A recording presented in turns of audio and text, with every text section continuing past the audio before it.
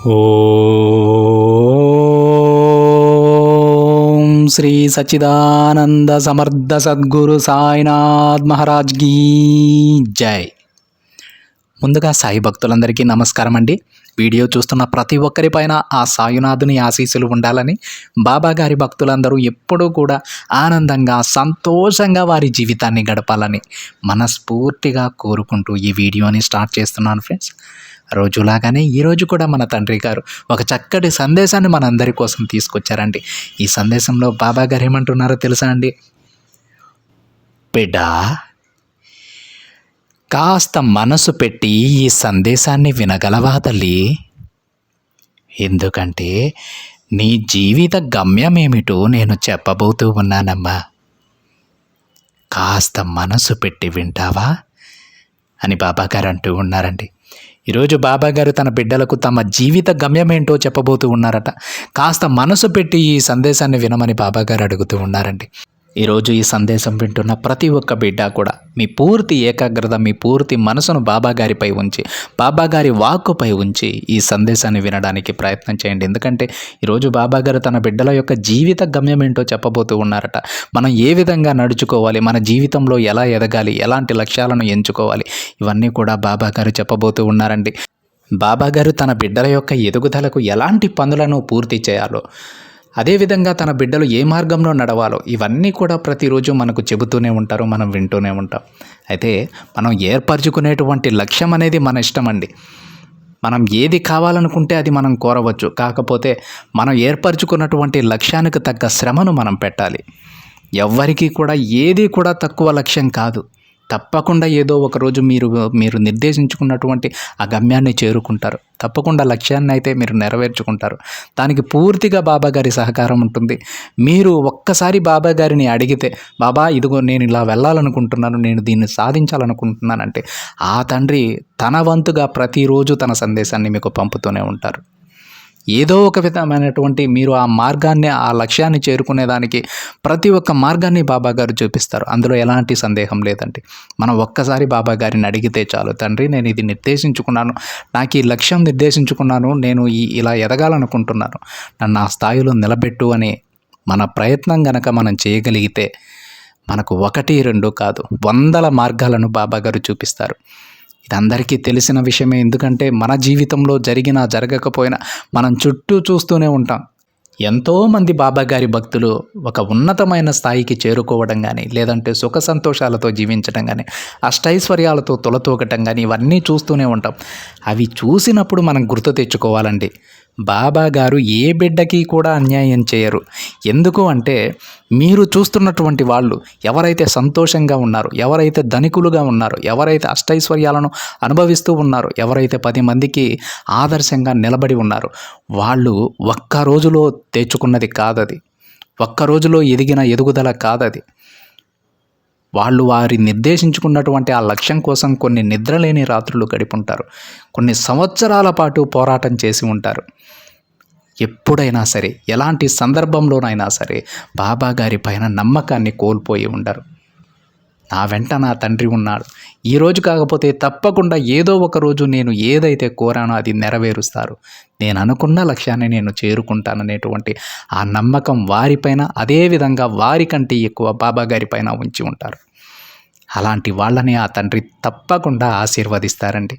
అలాంటి వాళ్ళు మన కంటబడినప్పుడు మనకు ఇంకా ధైర్యం రెట్టింపవ్వాలి.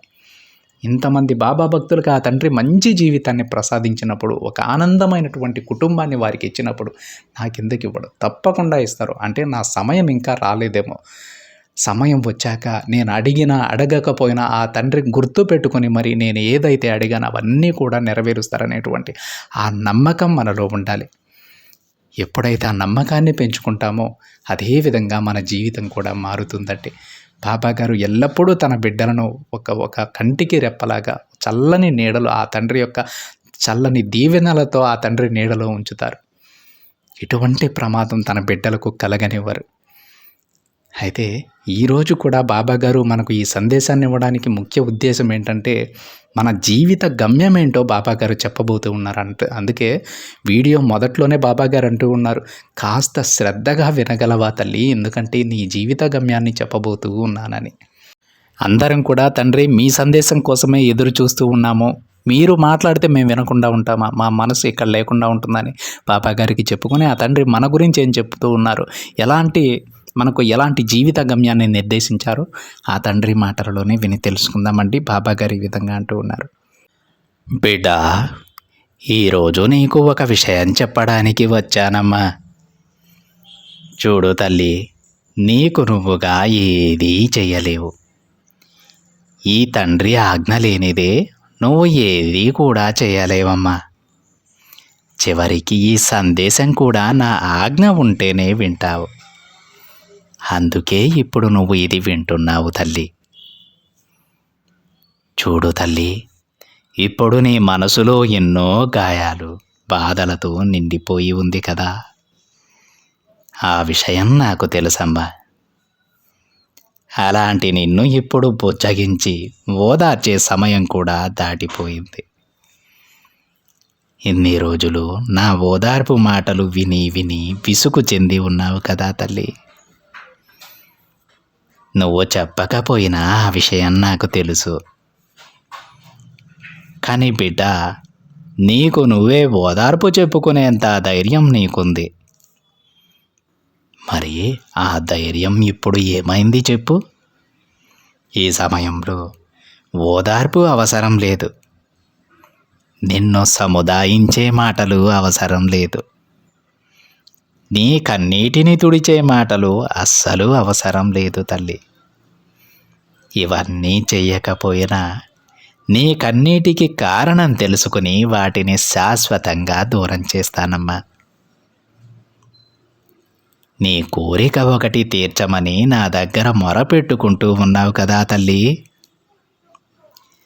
ఈరోజు కూడా నీ కన్నీటిని తుడిచి నీకు కొన్ని ఓదార్పు మాటలు ఇచ్చి వెళతానని అనుకుంటూ ఉన్నావు, అవునా? నీ మనసులో ఇదే కదా తల్లి మెదులుతూ ఉంది. బిడ్డ, అలా ఎప్పుడూ అనుకోవద్దు. నీ సాయి మాటలు జాగ్రత్తగా వింటే నీకే తెలుస్తుంది. ఇవి వట్టి సముదాయించే మాటలు మాత్రమే కాదు, ఇది దైవవాక్కు అని. దైవవాక్కు చాలా శక్తివంతమైనది బిడ్డ. ఈ దైవవాక్కు శక్తి తెలియక నువ్వు అంతలా బాధపడుతూ ఉన్నావు. చూడమ్మా, ఎవరైతే నన్ను భక్తి శ్రద్ధలతో పూజిస్తారో వారి పూర్తి బాధ్యత నేను తీసుకుంటాను తల్లి. వారికి కావలసినవి అన్నీ నేను చక్కబెడతాను. చూడు తల్లి, నువ్వు నన్ను ఒక విగ్రహంలా భావించావే అనుకో, నేను నీకు అదే విధంగా కనిపిస్తానని చెప్పాను కదా. అలా కాకుండా జీవం ఉన్న మనిషిలానో నీ తండ్రిలానో నీకు మంచి చెప్పే గురువులానో భావిస్తే నీ సమస్యలన్నింటినీ వాటితో పాటు నీ కన్నీటిని కూడా తీసుకొని నీ జీవితంలో దీపం లాంటి వెలుగుని నింపుతాను బిడ్డ. నీ గురువుగా మారుతారు. అలానే నా మాటలు, నా సందేశాలు కేవలం ఓదార్పు మాటలు అనుకుంటే అవి నీకు ఓదార్పు మాటలే అవుతాయి. అలా కాకుండా దైవవాక్కు అని గుర్తించావే అనుకో, నమ్మకం వచ్చి నీలో ధైర్యం పెరుగుతుంది. కాబట్టి తల్లి, అస్సలు భయపడవద్దు. నా బాబా నాకు ధైర్యం ఇచ్చారని నీకు నువ్వే భరోసా ఇచ్చుకొని నీ పనులన్నీ మొదలుపెట్టు. తప్పకుండా ప్రతి పనిలో విజయం సాధిస్తావు తల్లి. అప్పుడే ఎంతో ఆనందంగా నువ్వు జీవించగలవు. బిడ్డ, ఒక్క విషయాన్ని గుర్తుపెట్టుకో. నువ్వు నా మాటలు ఎలా తీసుకుంటే అవి అలానే ఫలిస్తాయి.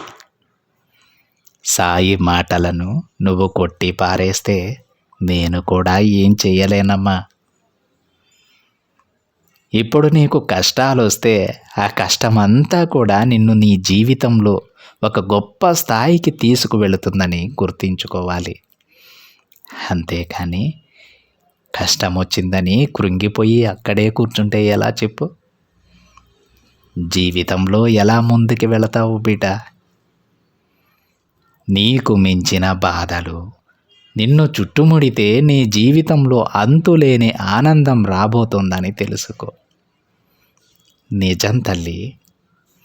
ఎవరైతే వారు భరించలేనంత కష్టాన్ని సైతం ఎదుర్కొంటారో వాళ్ళు ఎప్పుడూ కూడా చూడలేనంత సంతోషాన్ని వారు చూస్తారు.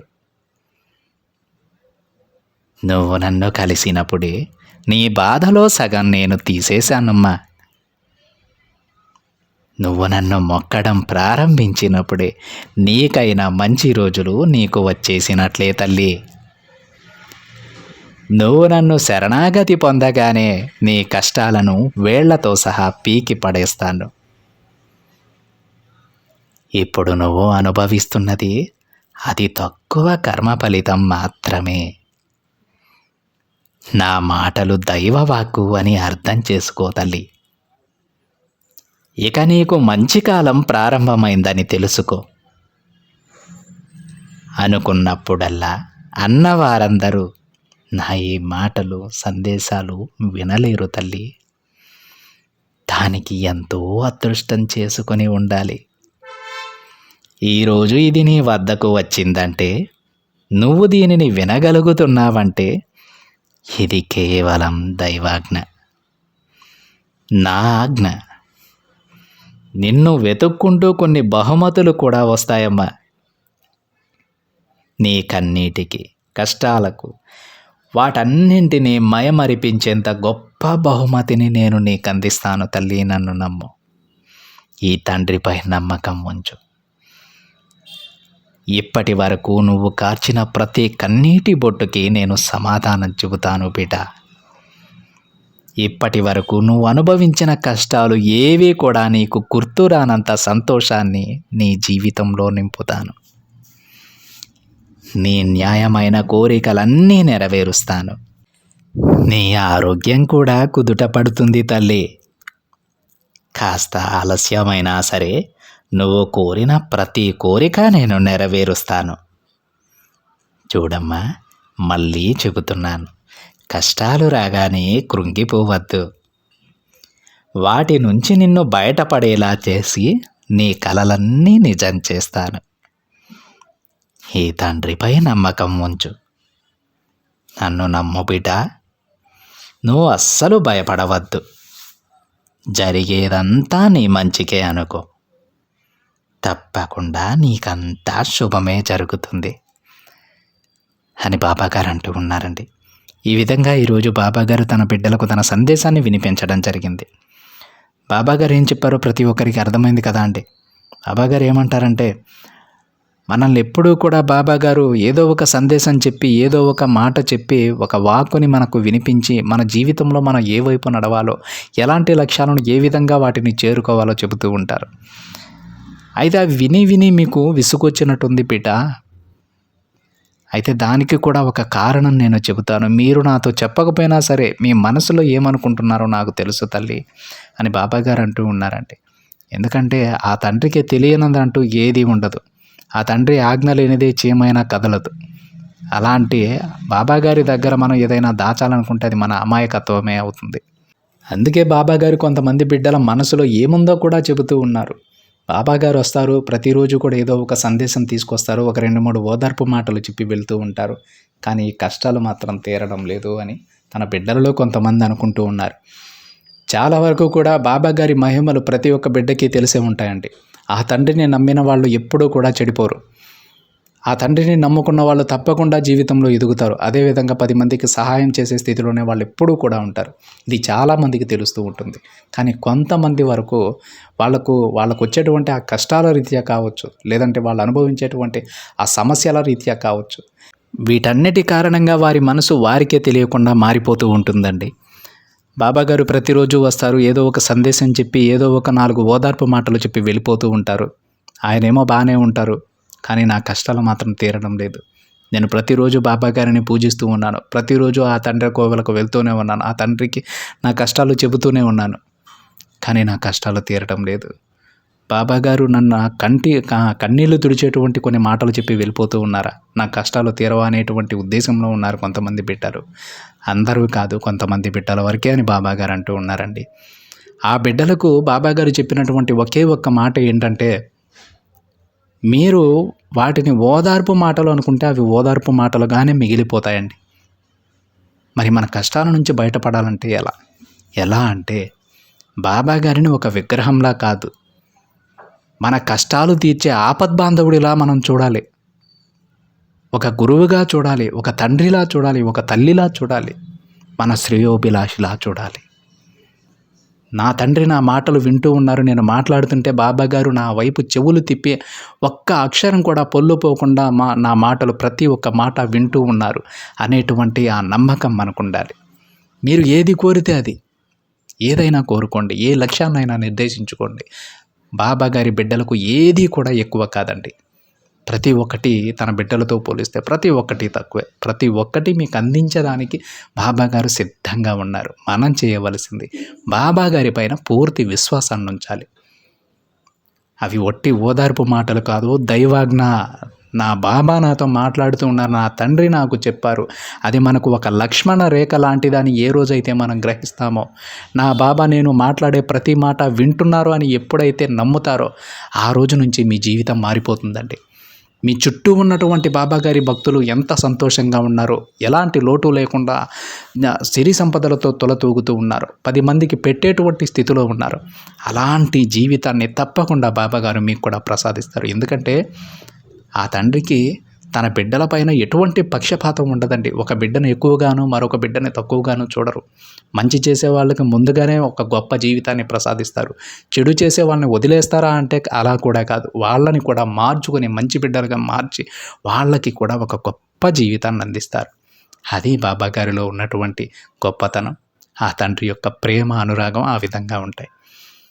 ఇప్పటి వరకు బాబాగారు చెప్పినటువంటి ఈ సందేశం విన్న తరువాత మీ మనసులో కనుక ఎలాంటైనా అపోహలు, ఈ విధమైనటువంటి అపోహలు ఉంటే, మీరు కూడా ఇదే విధంగా బాబాగారిని పూజిస్తూ ఉంటే మీ పూజా విధానం మార్చుకోండి. బాబాగారిని ఒక గురువులా చూడండి, ఒక తండ్రిలా చూడండి, ఒక తల్లిలా చూడండి. మీ ప్రతి విషయాన్ని బాబాగారికి చెప్పుకోండి. ఆ తండ్రి వింటున్నాడనేటువంటి నమ్మకంతో చెప్పుకోండి. తప్పకుండా బాబాగారు వింటారు, వింటూనే ఉన్నారు. మీరు ఏది కోరితే అది మీ దగ్గరకు చేరుతుంది. అందులో ఎలాంటి సందేహం లేదండి. బాబాగారి ఆశీస్సులు మీపై ఎప్పుడూ ఉంటాయి. ఆ తండ్రి యొక్క ప్రేమానురాగాలు ప్రతి బిడ్డ పైన ఉండాలని మనస్ఫూర్తిగా కోరుకుంటూ ఉన్నాను ఫ్రెండ్స్. ఇదండి ఈరోజు బాబాగారి సందేశం కనుక మీకు నచ్చినట్లయితే ఒక చిన్న లైక్ చేయండి ఫ్రెండ్స్. మరింత మంది మన బాబాగారి భక్తులకైతే ఈ సందేశాన్ని షేర్ చేయండి. మొదటిసారిగా ఛానల్ని చూస్తున్న వాళ్ళైతే తప్పకుండా సబ్స్క్రైబ్ చేసుకొని పక్కనే ఉన్న బెల్ ఐకాన్ని యాక్టివేట్ చేయండి. మరొక బాబాగారి సందేశంతో మరొక వీడియోలో కలుద్దాం. అంతవరకు ఓం సాయిరామ్.